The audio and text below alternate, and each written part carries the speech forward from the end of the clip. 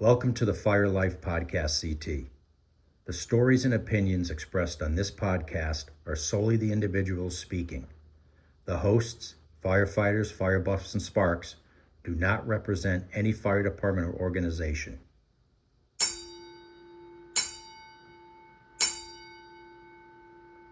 Stand by for fire talk.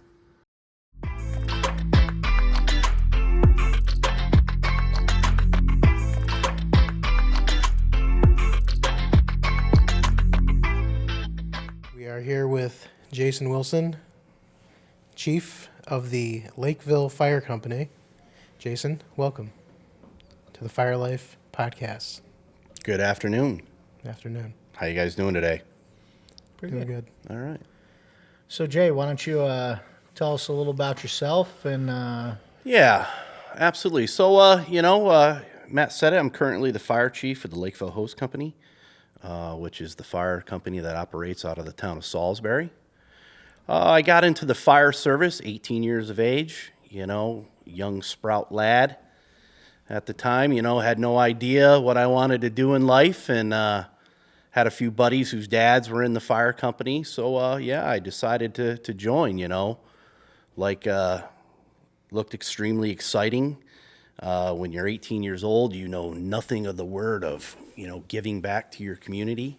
It just like the famous words of Peter O'Toole, you like to drive fast, spray water on things, and leave a mess.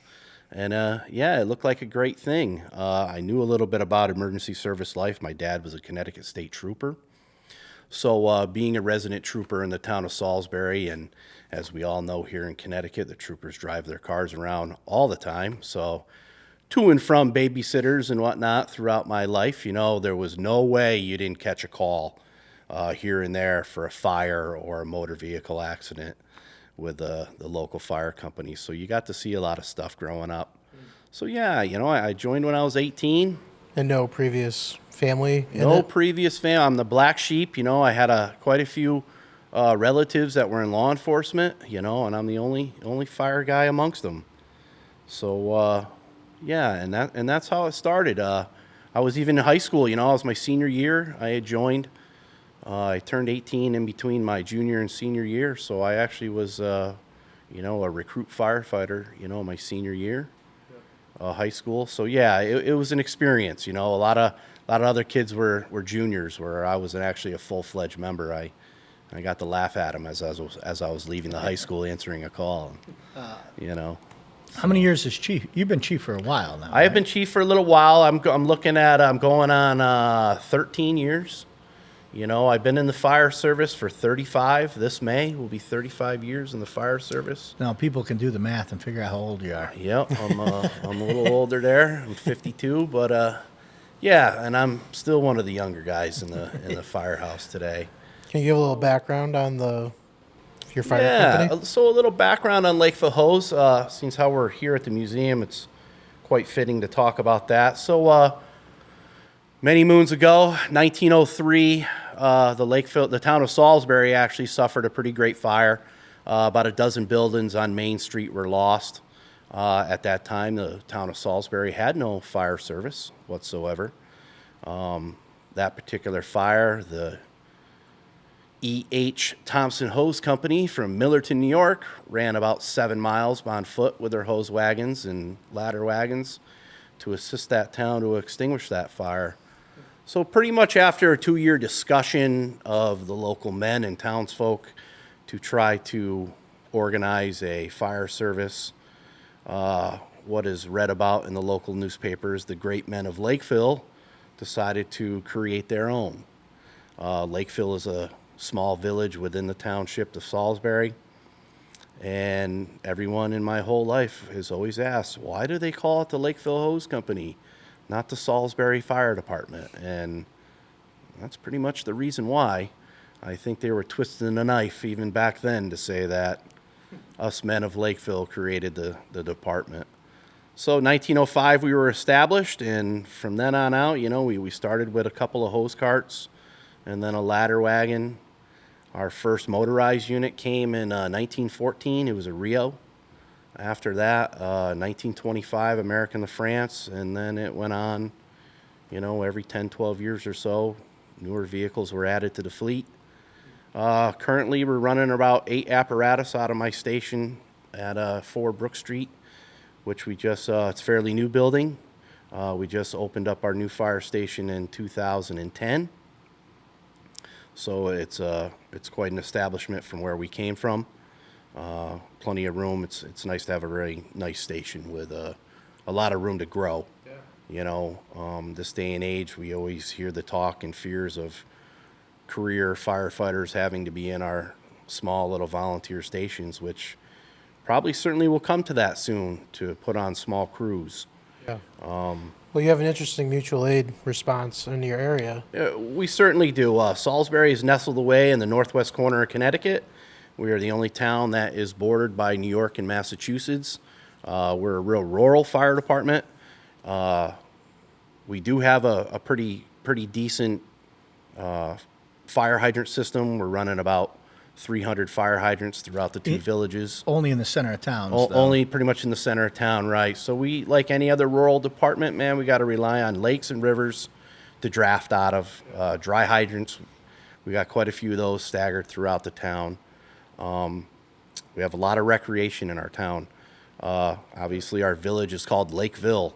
So, we're running 3 major lakes that are used quite frequently for water recreation, all times of the year, fishing and skiing in the good weather, ice fishing in the winter months. Mountains, the Appalachian Trail runs directly through the center of Salisbury. Our population of hikers is quite extreme in the town of Salisbury. We are often up there all times of the year conducting mountain rescues, whether it's a lost hiker or somebody actually injured. And as you know, something diverse as that requires a boatload of mutual aid. We can't do it without our regional rope rescue team. 2009, somewhere around there, the Lakeville Hose Company established the Northwest Rope Rescue Team.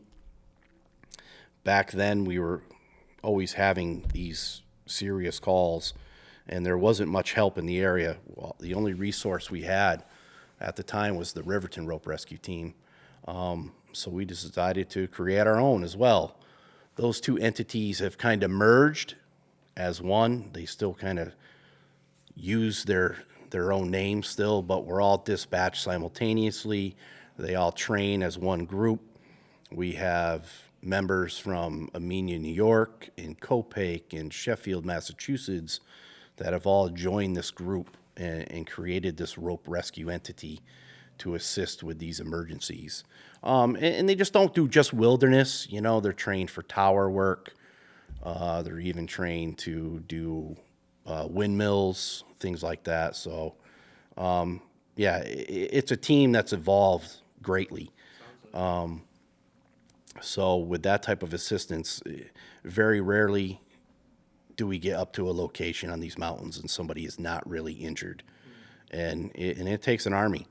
You got a crew hiking in there just to get to the person, and then the amount of time it takes you to carry this person out. The average up there, minimal time is 4 to 5 hours. If they're in there deep, you could be up there a good 8-hour day. And you have hikers out there right now in these single digits? Right now, I'll tell you, the population up on that trail would shock you.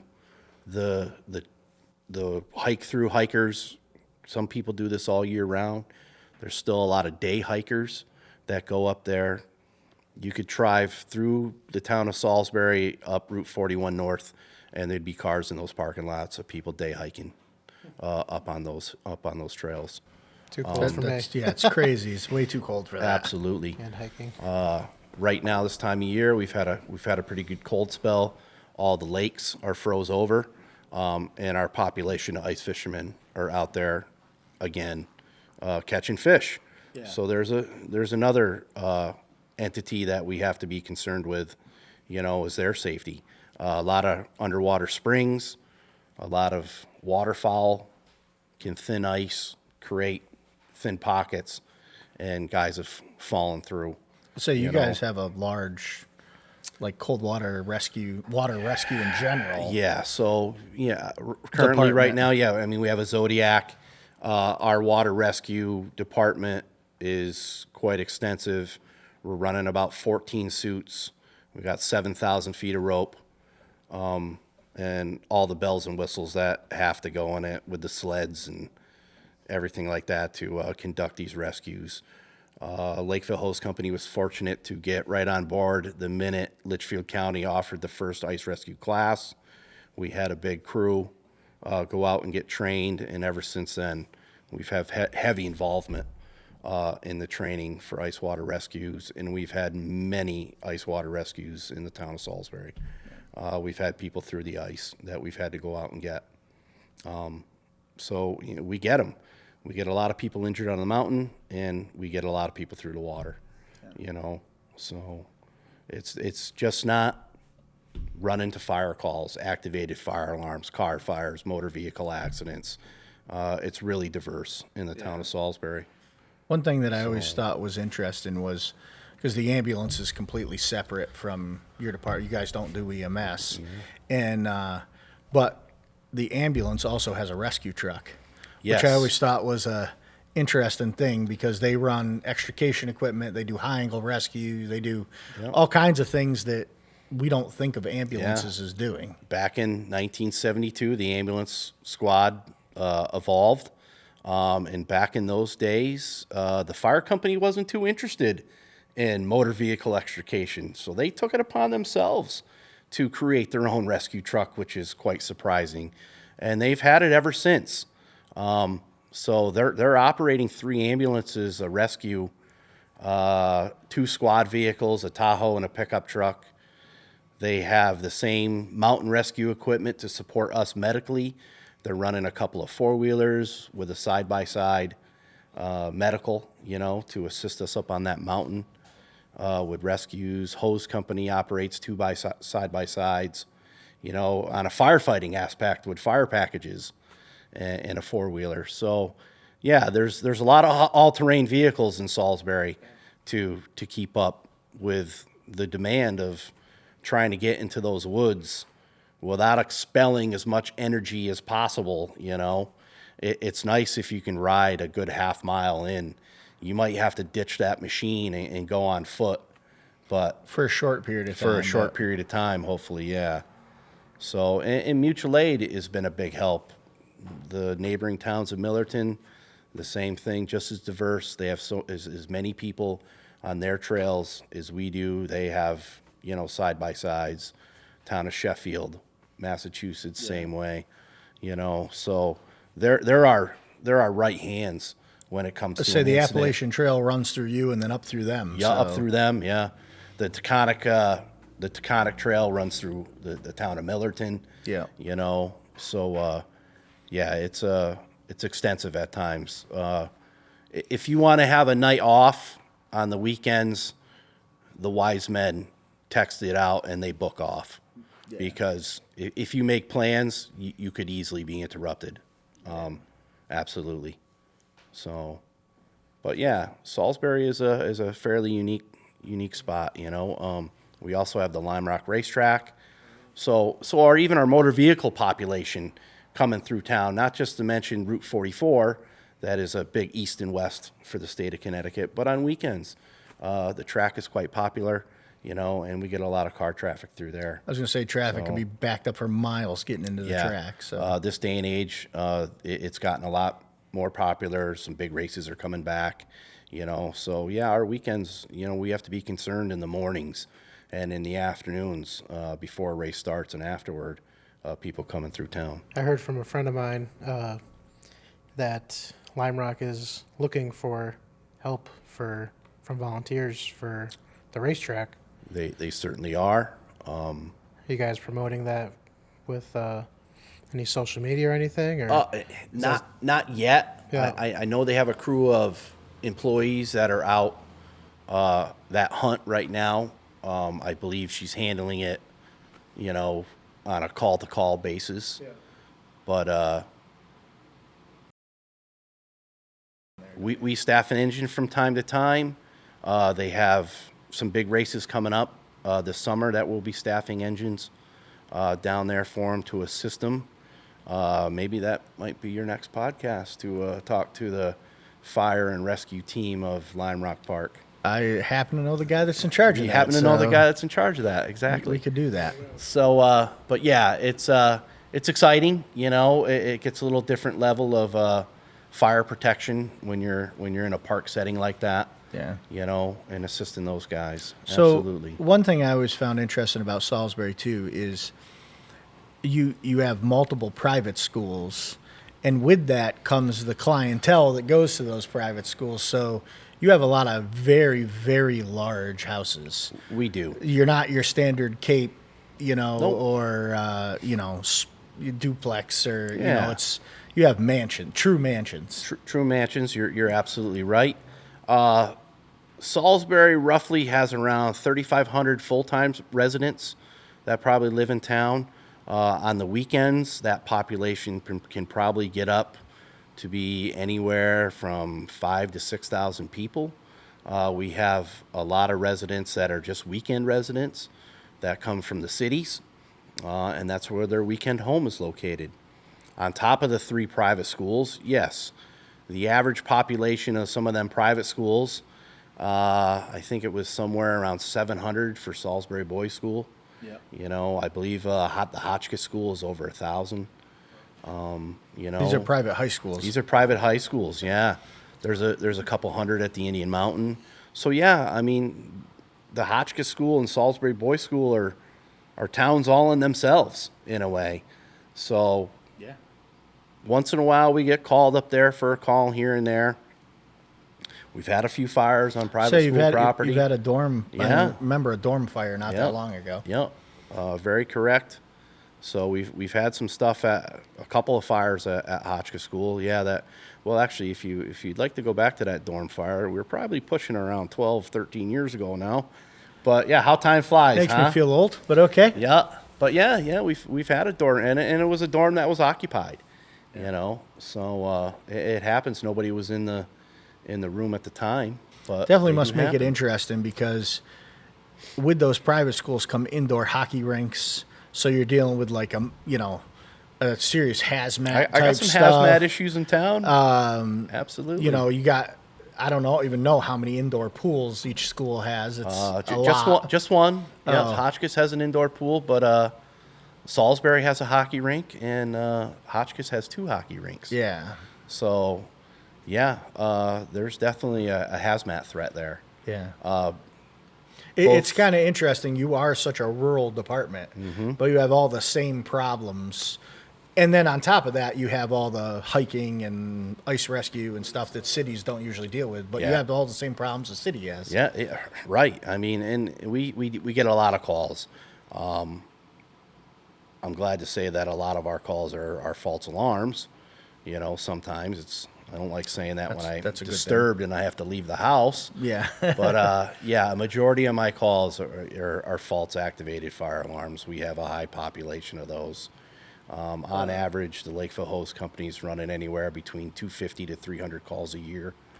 And a good majority, 120 of those calls are activated fire alarms. And my percentage pretty much is about 1% every 3 years finding something active, you know, in one of those cases. Yeah. So, but yeah. You guys do a ton of mutual aid too, right? Ton of mutual aid, yeah. So you guys go to Millerton, New York, I know a lot. We go to Millerton, New York a lot. We were just there the other day for a house fire. Town of Sharon supported them, Amenia, you know.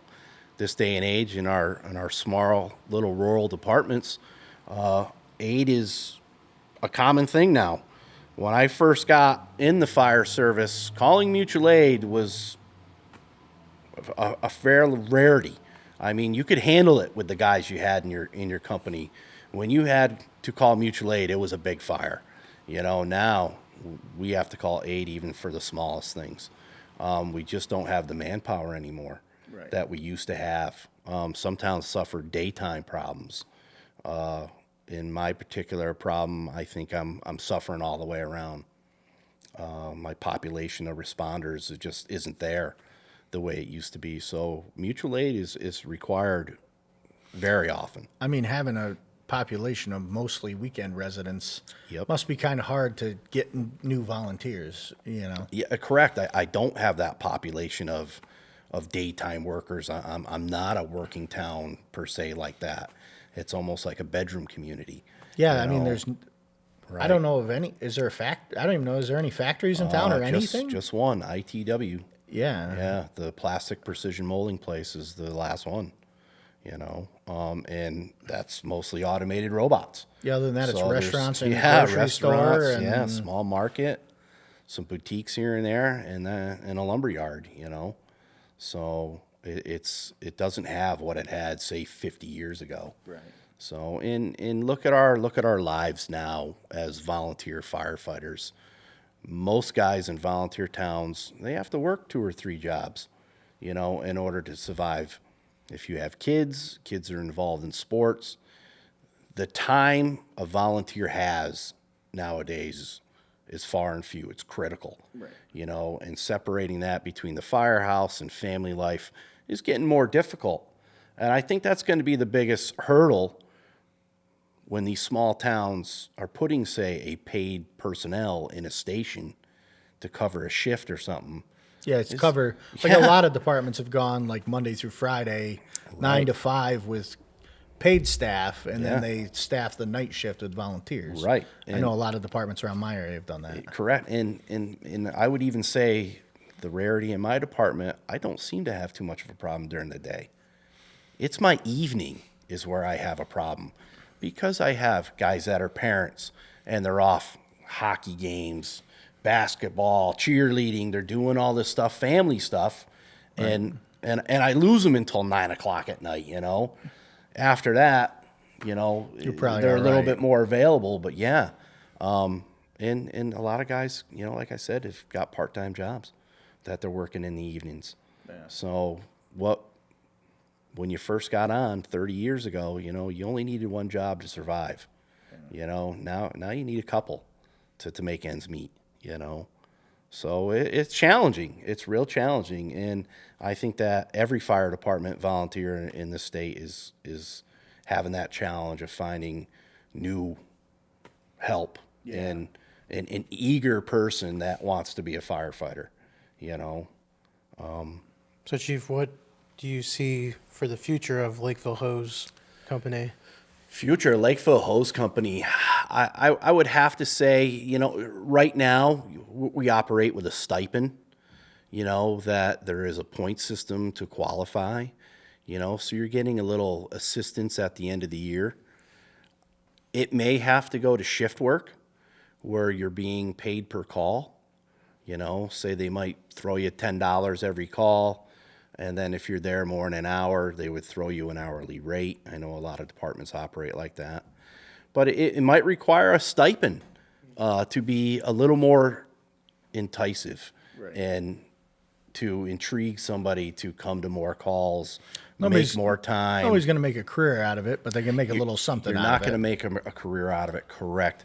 But it's a little more incentive to get you to get out of bed in the middle of the night for that activated fire alarm, which is probably going to be false. Right. But I'm sorry, I was changing my battery. Like you said, that 1%, though. Yeah, that 1%. 1%, correct.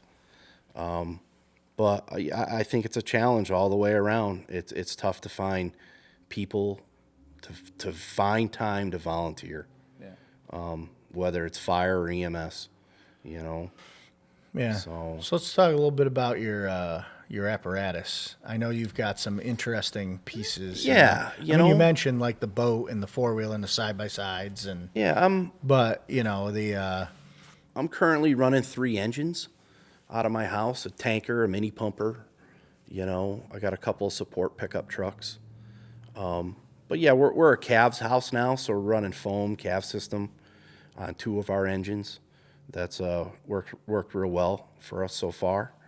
Our oldest piece at this point in time is a 1980 American de France. We're probably not looking to replace it. I was going to say, but you had that fully refurbed. Yeah, we've had refurbed it once. Yeah, so that's going to probably fall back to the fleet for parade and funeral vehicle. That's going to be the piece that we keep as our fun truck, you know. And honestly, the way fire apparatus is manufactured this day and age, modern fire code, the way things are manufactured, we don't have these fires anymore that you need 18 pieces of apparatus on a scene now. I mean, I can't tell you the last fire I had where I went through more than 500 gallons of water with that cab system. Right. I mean, it's just unheard of. I mean, Cabs basically triples your water. yeah, pretty much, you know. And I got a fire like that every 10 years that I actually did a tanker shuttle for, or something, you know. And basically, most of them came to the big show and parked out in the street. You needed know, the and manpower. yeah, You needed the manpower. Didn't dump more their than water. anything, yeah. You know, that happens quite a bit. You know, and you see it in towns like Millerton is a full calves house, North Canaan.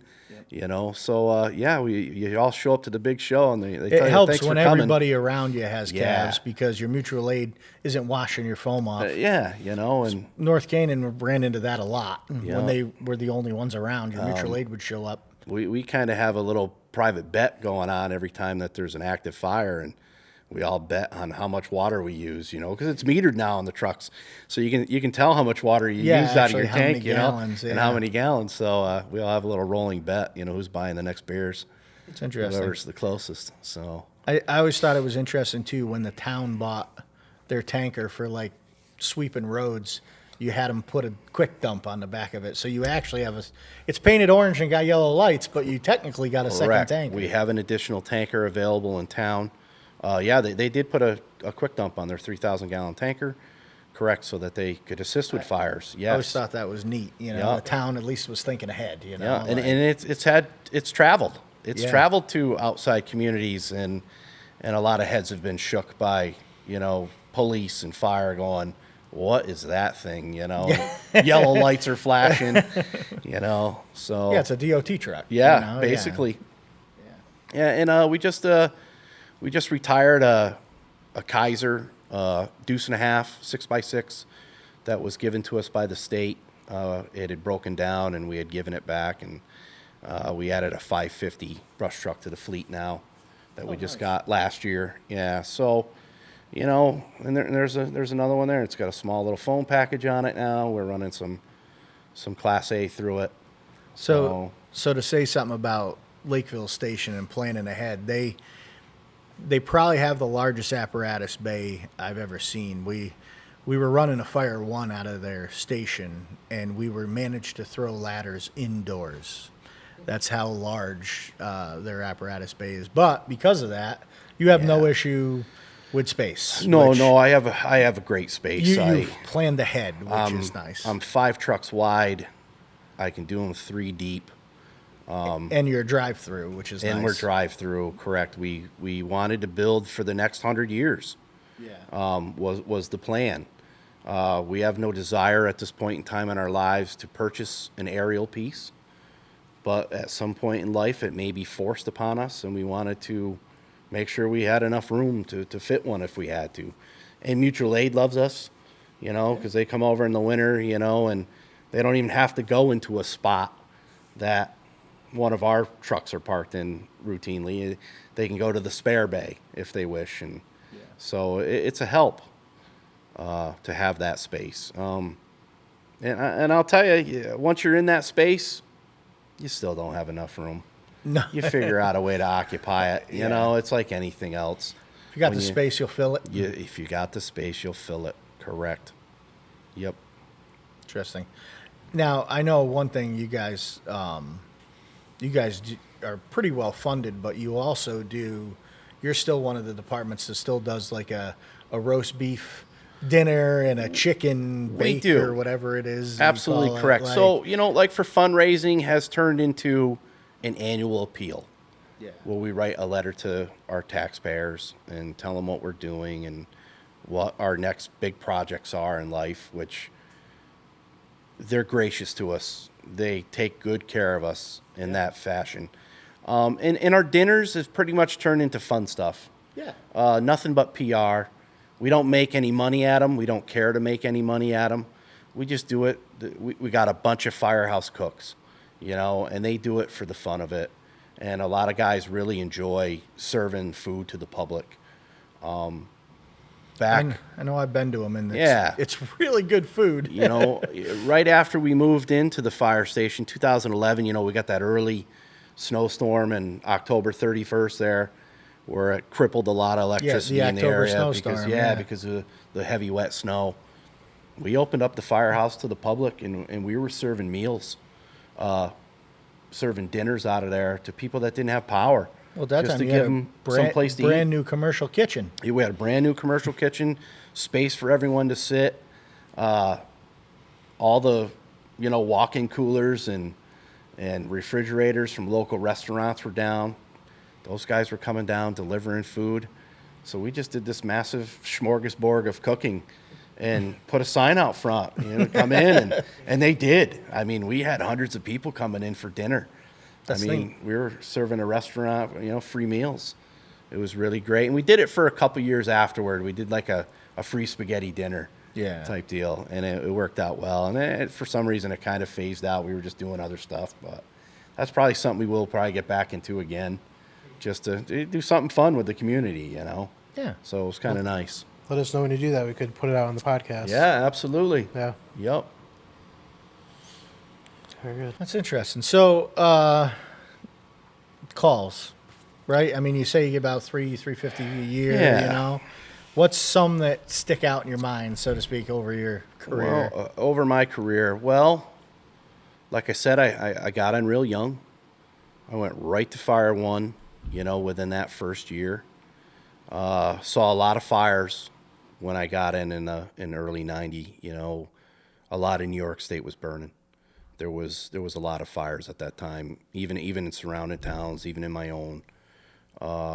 One particular fire that stands out, it was December 91. I was out of fire school. We get a report of a structure fire at the Hotchkiss School. Engines roll up and such. All the guys are out doing their thing. We forced the front door to the residence, and we got a victim. So that was my first fire, within a year and a half of me joining the department, where we actually had victims still inside the building. So guys entered the structure, found the first victim behind the front door. It was a woman that had lived there, one of the teachers of the school. They had gotten her out. We were conducting fire suppression on the first floor. It was a room and contents fire in the living room. I had entered the structure by this time. I had checked in with the fire suppression firefighter there that was on the hose. He was by himself, which I thought was a little odd. We don't operate like that in the fire service very, very often. I asked him if he was okay, and he turned around to me and said, "Wilson, we got victims, second floor." So I made my way to the second floor staircase. It was a big vaulted staircase right in front of that front door.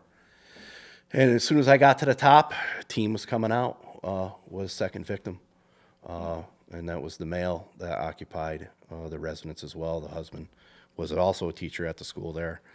3 guys were carrying him out. They had sent me to continue to search on that second floor, so I was still conducting primary. I came out of the first room that I had done, and there was a Sharon firefighter that had met up with me, and just so happens to have been my lead fire instructor to Fire One class that I had just taken, Tom Bartram. So me and Tom conduct a primary search on the second floor, and we finish out with a secondary search and double-checked our work. Had gone down, checked in with the front door, see if they needed anything else. After that, we conducted a little more ventilation. But yeah, that was my first fire where we encountered victims. Wow. So I saw it pretty early in life. Both victims survived. The woman that we had pulled from the front door area, she had suffered some pretty serious facial injuries and burns and stuff like that, but she survived and is still alive as far as I know today. Wow. Yeah. So good story. Yeah, That's absolutely. Sure. So Good outcome, I should yeah. say. So for a volunteer town, we see some average fires, structure fires here and there. We've only had another situation. It probably occurred about 20 years later, where we had a victim trapped. I was not there for that fire, but we've in my 35 years, we've had 3 fires where we've encountered victims still inside the building. One thing I always thought was interesting was the number of plane crashes you guys get. 'Cause Yeah, that's not a normal thing. that's another thing that I encountered within my first By the year way, and a half. Lakeville does not have an airport. So, It's very odd. We that do they not have an airport. They have plane crash. Now, luckily, they're all small, personally owned planes. They're Yep. not, anything crazy. But Yep. So, I believe it was the winter of '91, which was that same year, we encountered my first plane crash anyway in my time. Mount Riga, plane had crashed. always on top of the mountain. Yeah, in the Lions Head area of Mount Riga. That was a 2-seater Cessna. There was no survivors. Plane was heavily burned.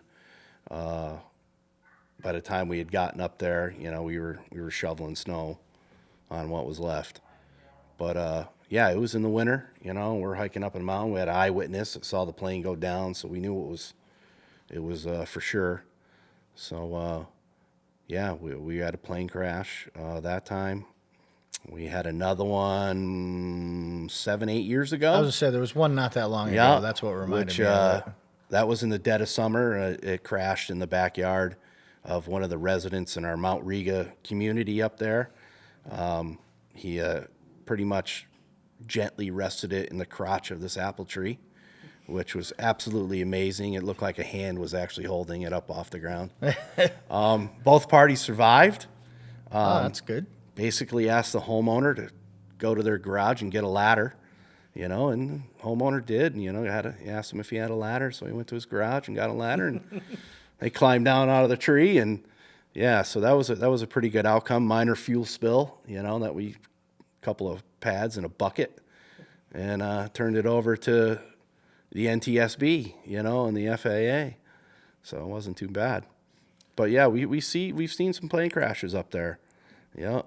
So, Like I said, that's just not normal, and I'm sure most of our listeners would think that's it's not a not. normal And thing. there's some wind shear up there that I've talked to with the pilots. I experienced some wind shear in a small helicopter. I know exactly what that term means now. When you're being blown off course, it's not a good feeling, that's for sure. But it does occur up there, and a lot of pilots that come out of the North Canaan Airport, that is right next door. It's right next door. Or Yeah. Great Barrington, are real Which familiar. is also next door. How it can come off those mountain ranges. Yeah, that's for sure. Well, thanks for coming. Thanks for Absolutely. being on the podcast. Thank you for being on. Yeah. I'll, Anytime. we'll have to come up and take a station tour. Yeah, absolutely. Please, you're welcome. Anytime you want to do something a little nestled away in that northwest corner, Yeah. absolutely. Excellent. All right. Well, thank you guys. And Thank to end it off, go Bills. Yeah, there you go.